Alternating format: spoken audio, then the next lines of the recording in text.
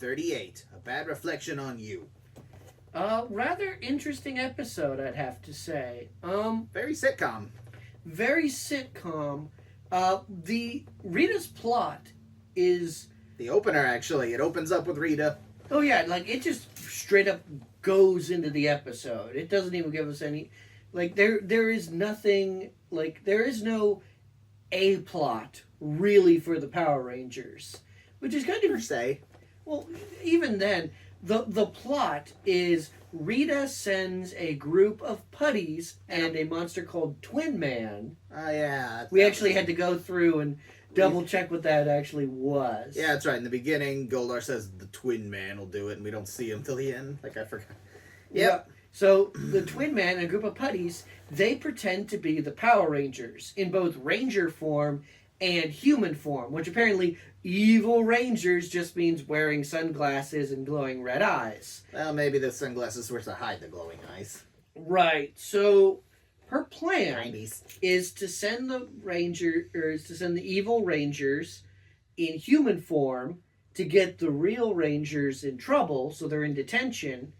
And then while the Rangers are in detention, they will then send the evil Rangers in Ranger form to destroy the city. Yeah, both times to make them look bad. All to make them look bad. They go to their high school, just walk in.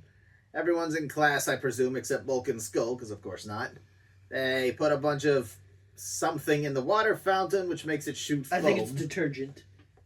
Does detergent turn into foam like that? I guess maybe if it were high enough pressure, but they didn't do anything to, like, change the pressure. They literally just lifted a lid and threw soap into it, which isn't how a water fountain works. No, but they walked up, they shoved one kid, two of them did, and Billy's look-alike shoved a kid implied to be his friend, who was another nerd because he had glasses. And then Skull asked Kim out on a date, and she accepted. This is a throwback to Power Ranger Punks right there. Right. And not a good episode. And then, of course, as soon as the evil Rangers leave, the good Rangers come in, right as the principal. Yep, is on the floor covered in foam from the water fountain prank. And they all get detention. Yep. And so we basically spend the rest of the episode with the Power Rangers in detention with Bulk and Skull. They don't say why they're in there, but, you know, it's just their place at this point. It's implied that they're always in detention. Yep, Bulk even has his name on one of the desks with 2 U's. Right, and so this episode really was more the Bulk and Skull show.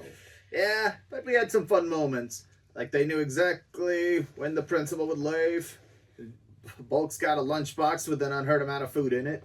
Which, that was a fun little sketch. Yeah. And the survival kit has a little TV in it. Which he uses to watch a cartoon, which we were struggling to figure out what that cartoon was. And apparently it is scenes from from an anime called Hakushon Daimyo, or it's known as The Genie Family, or Bob in a Bottle, during the English dub. Yeah, it's an old filming trick, you know, want to show them watching TV, don't want to license something or make something new, just pull something foreign cheap. It was probably an anime that was produced by the same company that made Super Sentai. I don't know. But yeah, that is something they do. Even in horror movies, they'll be watching some super obscure foreign film. Right. And then, you know, of course, the key to the episode is the Rangers trying to get out into the field to stop the evil Rangers without revealing their identity to Bulk and Skull. Yeah, and the news is immediately on it, showing how they've turned evil. They attacked downtown Angel Grove, a specific location where only Japanese people live. I know, right? I don't know.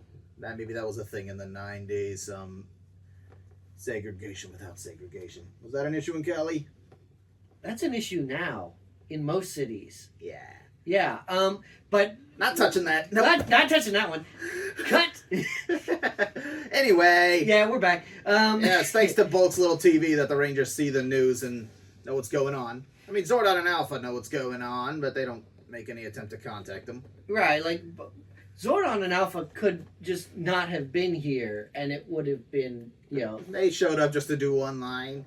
I was like, never in a whatever years I thought they would do that. In a It's her most evil scheme yet, or whatever it is. Really, that is? I don't know. Yeah, she's done some pretty nasty things. I mean, most of them are kind of petty, but yeah. I guess Right. This one, it's the meanest one, I guess. Like, personal one. Oh, the most personal, definitely. And again, it's playing into the, being a ranger affecting their personal life, certainly. Briefly. Well, But also, they were limited in what they could do with the, footage. The footage. Yeah, in Sentai, the Rangers don't have secret identities, so they could get away with a little more there. They had the unmorphed fights with the Jurangers fighting the copies, and in the middle of it, they would switch to regular civilians and start crying out, "Help, they're attacking me," just to make them look even worse. Then the civilians show up and start throwing rocks at the Jurangers, and they get discouraged. Which, that is a great element. That would have been cool. I don't know how that would have worked. No, they couldn't do that, because, the Rangers are secret identities. Right, so they're kind of limited. But still. By the formula. The fight was still good. And it was first time in, I don't know, maybe since Gung Ho that they didn't have a Zord fight. You're right, they did not have a Zord fight. They did combine the weapons. We haven't seen that in a while. But I think it's largely because of how much they spent a lot of time in that detention room. And this really was an opportunity for Bulk and Skull's actor to really show their stuff, because they were funny. Yeah, and the way they finally managed to get rid of him, Zack's magic trick.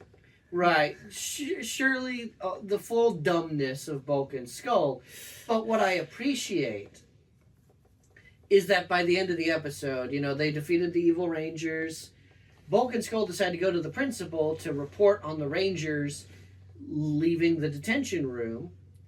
And in the process, the Rangers then warp back into the room. Bulk and Skull take their loss with grace. Yeah. In a tremendous amount of grace. Oh yeah, their magic trick. Bulk and Skull, blindfold yourself, plug your ears, count backwards from 10. And then they just morph out of there. Yeah, and it's not... They don't notice glowing lights or anything, I don't know why they didn't just teleport and then morph, but whatever. Or, And it took them a long time to count backwards from 10 because they're stupid. Or Jason screaming, Power Rangers, power...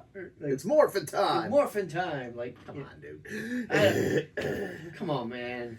Hell yeah, whatever. They come back. They try to report, but the principal says if they're in there, then you're got to touch until you're 50. Skull goes, what's 2 more years? And it's implying that they don't know. We don't actually know. It could mean either, again, Skull's just really bad at math, or they already have detention until they're 48. We don't know. Given the fact that neither Bulk nor Skull could count down from 10. Yeah. Who knows? That's kind of a funny thing, though. Right. And I think ultimately with this episode, it's a good episode. Yeah. It's one of the first of the, imposter evil Rangers. Yeah. And, well, the ending, was actually, like you said, Bulk and Skull take with grace. The principal's like, we'll see you here tomorrow. They're like, yeah, whatever. This is one of the first episodes where Bulk and Skull weren't bad guys. This is sort of the later Power Rangers episodes where Bulk and Skull were actually sort of, They weren't, allies. They were still ridiculing them. Oh, sure, but they were just making fun of them, but they weren't they were not the reason they got detention, and when Kim tries to sneak out, they just count down to when she gets brought back. Right, they're a neutral party. They are in conflict with the Rangers in only as much as the Power Rangers can't reveal their secret identities to Bulk and Skull. Yep. So one of the rules, no one may know you are a Power Ranger. Right. So, at the end of the day, I think if I had to give this episode a ranking, I'd say it's a solid 3. I think so too, yeah. What else can you give it? It's not bad, it's not groundbreaking, but it's fun. It's fun, and it has a cool concept.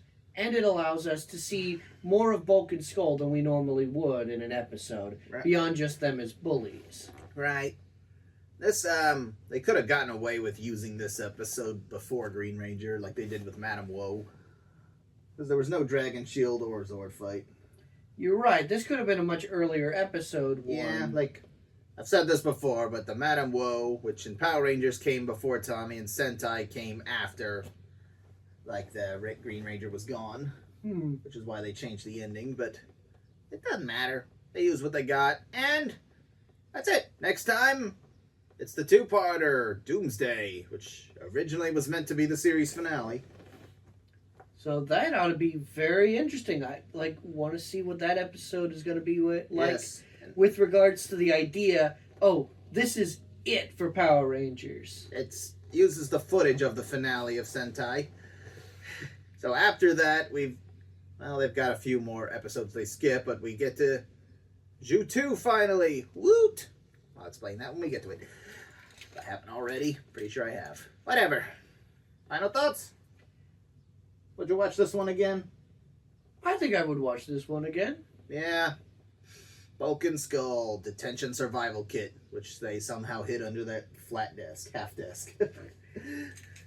Anyway, we will see you guys next time for episode 39 and 40, Doomsday, part 1 and 2. Yeah, it's worth noting. Originally, the cast signed a 40-year contract, and then which got extended to another 40. I think you And mean that's 40 episode, Yeah, not 40 year. they would have loved that. Bye. Bye.